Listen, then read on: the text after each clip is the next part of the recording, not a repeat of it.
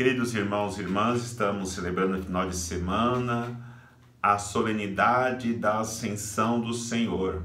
É Jesus que sobe ao céu com toda a sua glória e com todo o seu esplendor. E essa solenidade nos direciona para a reflexão que é necessário passarmos por 3 etapas para podermos também subirmos ao céu e vivermos a felicidade plena que Jesus conquistou com a sua ressurreição. Essa etapa é a etapa da fé, porque nós não vivemos essa etapa, mas os discípulos, os apóstolos, nos deixaram o testemunho desde o nascimento de Jesus até a sua ressurreição gloriosa. E hoje, São Lucas, no Atos dos Apóstolos, vai dizer a Teófilo: Teófilo, somos cada um de nós. Teo, Deus. Filos, amigos, amigos de Deus. Por isso nós somos amigos de Deus, e o ensinamento de São Lucas é para nós, nessa primeira etapa, chamada a etapa da fé, a etapa de Jesus. Por isso ele vai dizer que Jesus havia dito para que os discípulos não se afastassem de Jerusalém, até que fossem revestidos com a força do alto. Para nós hoje, o não afastar-se de Jerusalém é não afastar-se da igreja, porque a igreja, como mãe, enviará o seu Espírito Santo para nos dar força para continuarmos a nossa missão de anunciadores do reino dos céus. Então, no próximo domingo, celebraremos a festa de Pentecostes. E lembrando que a igreja, como mãe, todos os anos nos convida a celebrarmos a solenidade de Pentecostes para que, revestidos do Espírito Santo, continuemos a nossa missão com muita confiança, com muita força da graça de Deus agindo em nós através do Espírito Santo. Então, o primeiro ensinamento é para que nós permaneçamos em Jerusalém, permaneçamos na igreja. O segundo ensinamento é quando os discípulos perguntam: Senhor, é agora que irá restaurar o reino de Israel? E o Senhor fala, respondendo: isso não compete a vós. Então, talvez também para nós fique a reflexão quando nós percebemos tantas pessoas erradas na igreja e nós nos questionamos: por que Deus não muda isso? Por que Deus não afasta essas pessoas? Ou até mesmo tantas tragédias no mundo, e diante dessas tragédias nós questionamos Deus. Deus tem o seu tempo próprio. O tempo de Deus não é o nosso tempo. Por isso, aprendamos com a liturgia de hoje que não nos compete a nós sabermos o tempo que Deus vai agir para mudar a realidade do mundo que vive nas trevas. Mas Deus sabe muito bem o sofrimento de cada um daqueles que são seus filhos, e através da sua misericórdia, no momento certo, ele irá resgatá-los. E também, quando Jesus está subindo na sua ascensão, os discípulos ficam olhando para o céu. Vai dizer a minha leitura de hoje, para que eles não ficassem olhando para o céu, mas que saíssem e anunciassem o Evangelho, porque a missão era muito extensa, muito grande, e eles não poderiam ficar perdendo tempo. E quantas vezes nós perdemos tempo, entre aspas, olhando para o céu, sem realizar a nossa missão como nós deveríamos, porque nós somos enviados por Cristo para realizarmos a nossa missão na construção do seu reino. A segunda etapa vai da ressurreição de Jesus até a parousia. A segunda etapa é a etapa do Espírito Santo, a etapa da caridade, que precisamos agir com caridade, fortalecidos pelo Espírito Santo.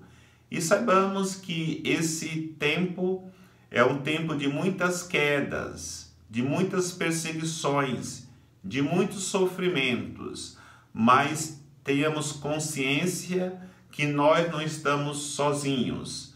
Jesus Cristo está conosco e envia o seu Espírito Santo para nos fortalecer.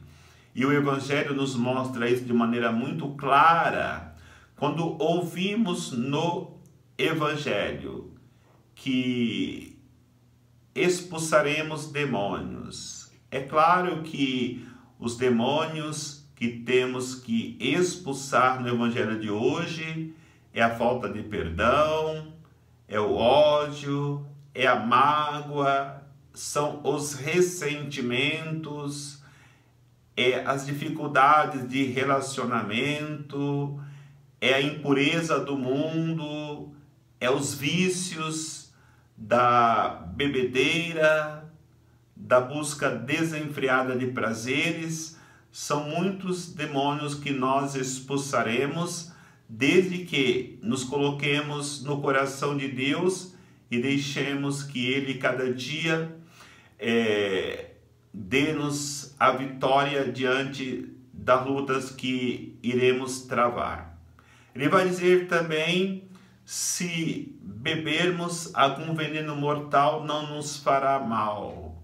E na realidade é importante nós entendermos que muitas vezes nós colocamos nos outros as dificuldades enfrentadas, porque quando colocamos na nossa sogra, na nossa família, quando colocamos o nosso patrão, a situação difícil que nós estamos vivendo, nós temos que entender: se qualquer mal vier contra nós, Jesus deixou claro que o veneno não nos fará mal. Ainda disse que nós manusearemos serpentes.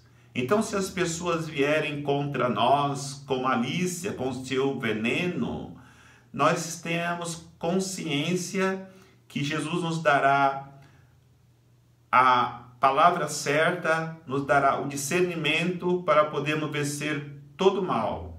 Então, não coloquemos nas pessoas as situações de pecado que muitas vezes vivemos, porque se nós vivemos em intimidade com Deus, nenhum mal que se lançar contra nós poderá nos derrubar, porque o Senhor será sempre o nosso arrimo, a nossa força para vencer todas as batalhas. E ainda ele vai dizer que nós falaremos novas línguas. Essas novas línguas que Jesus quer dizer, até mesmo, além de que nós ouvimos São Paulo dizendo da oração em língua em Coríntios, ou que os grupos de orações rezam, nós temos que entender que a nova língua que Jesus diz é a língua do amor.